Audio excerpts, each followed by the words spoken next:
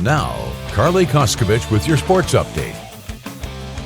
Yeah, Sam, the Blue Devils took a tough loss in their season opener against Bozeman last week, but they're back at it for another chance to bring home a win in front of their home crowd. The real story of the night is the Blue Devils do not want to start off their season 0-2, and the Tiger Sharks are just looking for their first win. So it should be interesting. But for now, in Bonifay, Karli Koskovich, News 13 Sports, Panhandle Strong. Talk about that Bay High School goalie really quick, because yes, it was 3-0, but the amount of shots Arnold Soccer put on her, they tested her all day. And so for the fact that it was only 3-0, it was actually really impressive. Alabama and Florida and the SEC teams that are actually doing something. Because last year, if you think about the college playoffs, it was a completely different dynamic. There were really only with 4 teams to now 12 teams, these rivalry games served as a playoff game. Yeah. So it made it really interesting. Absolutely.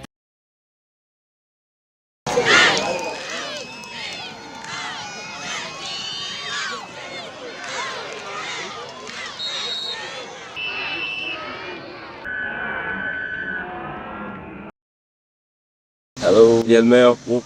Yep. We got the same feet, so ain't no telling whose, but you know, I think it's his though. Definitely some hot wings. We'll go hot wings. I definitely love noodles, you know, ramen, chicken, and I'll throw a hot dog in there on the side if I'm feeling great by myself. And if I could be somebody in life, it'd probably be Peter Griffin. That's just what it is. We're about to enter week 8 of the high school football season, and here in Panama City, I know everyone's curious who's leading what statistical category, so let's get into it. We're going to kick things off with receiving yards, and leading the pack is Freeport senior Julius Miles, who's averaging 158.6 yards a game. Now to the ground game rushing yards. This one was a tight race, but in the lead is Cottondale sophomore Zacharias Collins, putting up 185.5 yards a game.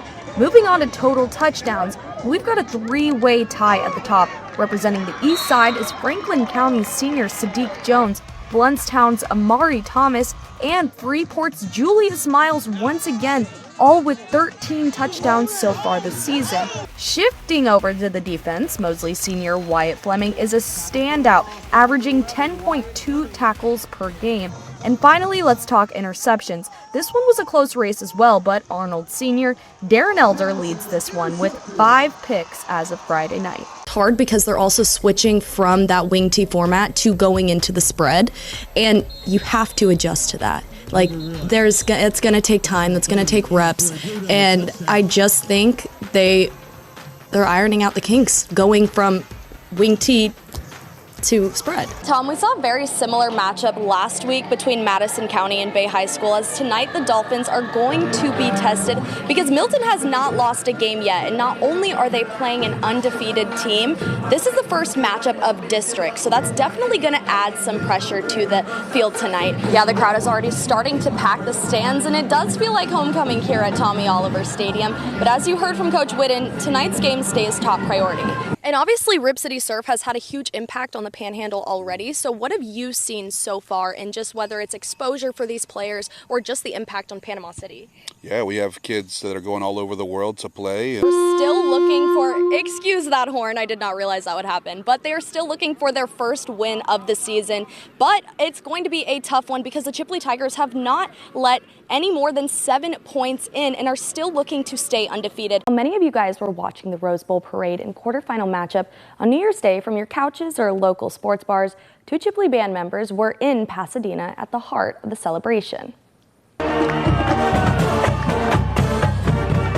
In early December, Chipley High School juniors Addison Hemming and Audrey Stevens took a leap of faith, applied, and were accepted to perform in the 2026 Rose Bowl Parade. Seeing all of the people standing by the street and cheering and screaming for us when we played, it was just so amazing. And I remember there was a point and I was looking around and I was just thinking, I can't believe I'm here. We were walking down like where all the cameras were, and there were just so many cameras. So that was like, I guess it really sunk in. that was like actually happening. The two Tigers and their families headed out west the day after Christmas to begin 3 days of nonstop rehearsal and preparation. Addison on the trombone and Audrey with the color guard. So the 27th, we got there, we checked in, and then our first rehearsal was that afternoon. Then the next day, we had a morning, afternoon, and evening rehearsal, and then the third day, just had an afternoon and evening rehearsal. I felt like I was going to be really stressed the day before because we really didn't feel like we were ready, but then it was like every practice, we just moved at such a fast pace. It was really actually shocking how much we improved. On the day of the parade, it seemed like everything came together except the two Tigers. Hemming and Stevens were separated by nearly 500 people in the crowd. But when they finally reunited, it was clear every hour of rehearsal and preparation was worth it. When Audrey found me and we were walking to go get our food, she grabbed me and she hugged me and we were both just screaming. And I just ran up to her. I almost dragged her to the ground. We were just like, oh my God, we're here to do the Rose Parade. After marching on national television in one of the biggest stages in the world, both girls said their experience proved that their futures in music can take them anywhere. Back to your concerns as a 6th grader. For the most part, the biggest concern was pleading to your parents why a certain video game or hangout was more important than your math homework. But for Blountstown's Braxton Abbott, it was beating cancer. At just 11 years old, he has conquered one of the biggest challenges he'll ever face, but that hasn't slowed him down one bit.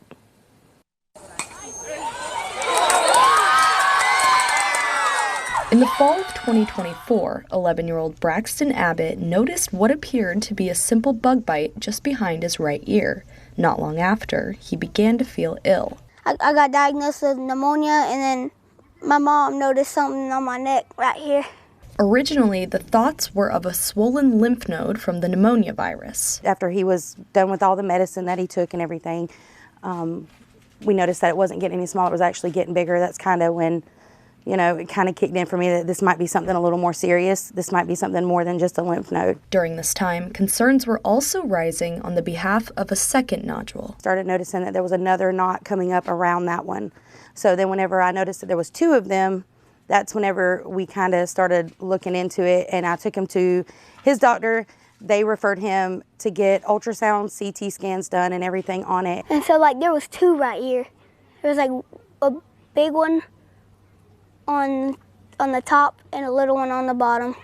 No, a little one on the top, a big one on the bottom. This was enough for the Mercer Abbott family to take action and get a biopsy. However, the results came back benign. Refusing to give up on their son, they requested another biopsy from another set of eyes. Doctors and stuff like that, they saying, oh, it's fine, it's just a swollen lymph node or, and all that stuff. And we kept pushing it and everything. And finally, when they sent off the biopsy and everything, it came back. I had a feeling, it's always in the back of your mind, whenever something small even going on with your kid, or you as a parent, you always sit back and think what if it's this, what if it's that? The diagnosis, nodular lymphocyte predominant Hodgkin's lymphoma. I really didn't know.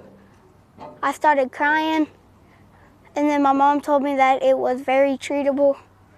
So I got a little relieved, actually a lot of relieved. And that's when the real battle began. Braxton plays on the 11U Panama City Hurricanes, but his competitive spirit goes beyond the diamond. So I told him everything. He was okay. He's like, well, let's do this then. I got this. In May of 2025, Braxton began chemotherapy at Shands Hospital in Gainesville. For weeks, he underwent treatment. Just seeing him hooked up to the machines and, just going through that process. What's it doing to his body, what's going through his mind, because, all kids don't like speaking their minds and they don't really know how to express it sometimes. And sometimes that's what, as a parent, you want to be there for them, but how can we be there for them? Definitely the hardest thing I've ever had to do, to sit and watch him go through something like that and it limit him down to what, him moving around, him not knowing. However, throughout the hardest moments, Braxton always knew the light was coming. His faith and love for baseball never allowed his confidence to fade. Even when he was undergoing treatment, he made it a priority to stay on the diamond. He never gave up, and he always had a good attitude with it. And, when he started fatiguing a little bit, we as coaches, we took regard of that and we're like, all right, gotta chill out. And he kind of hurt him a little bit, and because he just wanted to go out there and play. On July 29th, 2025, the family went back to check on his labs for a routine checkup, and what they found out made it a day they would never forget. The main doctor came in there and said that everything was gone, and my mom started hugging me and crying. Officially marking the end of an era, Braxton Abbott ended his treatment in July 2025 and has returned full-time to the baseball field. Can't really explain it. It's like, it's shocking, because now I got diagnosed with cancer, and now I'm out here playing baseball. Sam, this is a perfect matchup for Bay County to kick off the 2025 season. As you can see, the excitement is definitely felt, and even though it's a Thursday night, the energy at Tommy Oliver Stadium is exactly what you would think it would be for the first showdown. Both teams obviously want to end up on top after week one, but this game is definitely personal, as the Bay County rivalry will bring out maximum competitiveness between both of the teams. But for now, in Bay County, Karli Koskovich, News 13 Sports, Panhandle Strong.